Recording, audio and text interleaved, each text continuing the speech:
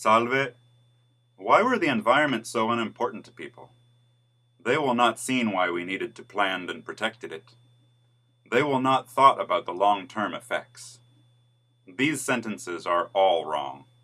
The problem arises from poor use of, or knowledge about, what is called the correlation of the tenses, the Concordanza dei tempi. This is the proper ordering of verb tenses in order to have your point understood in the manner that you intend. To understand how the Concordanza dei tempi is organized, it is important to have a good grasp of the timeline in which actions occur with relation to the main clause. Actions may occur before, concurrent with, or after the main clause. Let's look at the subjunctive tenses and how they are organized and correlated.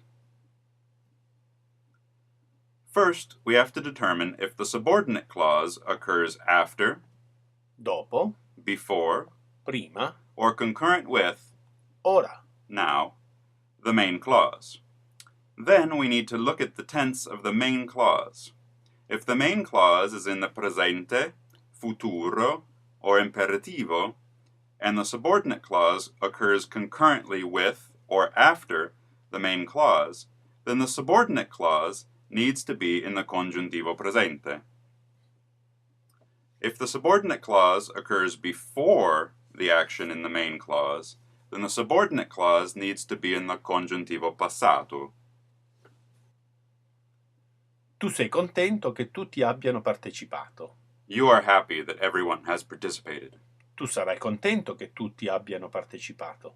You will be happy that everyone has participated. Sii contento che tutti abbiano partecipato. Be happy that everyone has participated.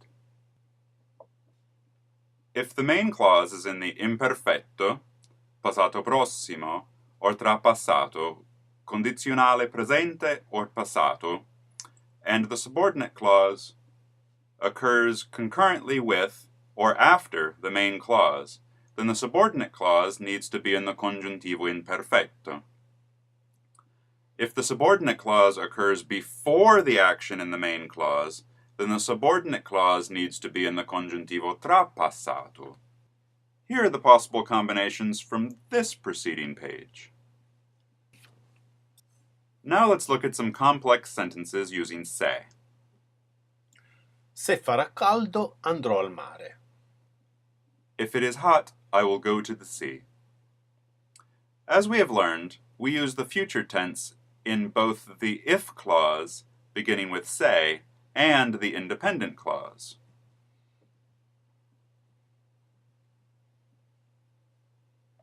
Se ci sarà un referendum, andrò a votare. Let's look at some other complex sentence possibilities. With the indicativo presente, il congiuntivo imperfetto, and the congiuntivo trapassato. To describe real or likely situations, the congiuntivo is not used. We use the indicativo presente in the if clause and the presente, futuro, or the imperativo in the independent clause. Se tutti votano sì, abbiamo l'acqua pubblica. Se tutti votano sì, avremo l'acqua pubblica. Se vuoi la vittoria, vota sì. To describe hypothetical situations, though, we use the congiuntivo imperfetto in the if clause and the condizionale presente o passato in the independent clause. Se la maggioranza votasse sì, avremmo l'acqua pubblica. Se più gente votasse alle elezioni, avremmo avuto l'acqua pubblica.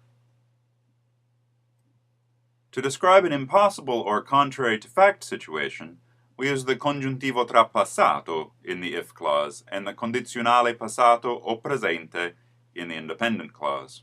Se la maggioranza avesse votato no, non avremmo avuto l'acqua pubblica. Se la maggioranza avesse votato no, non ci sarebbe stata una grande vittoria.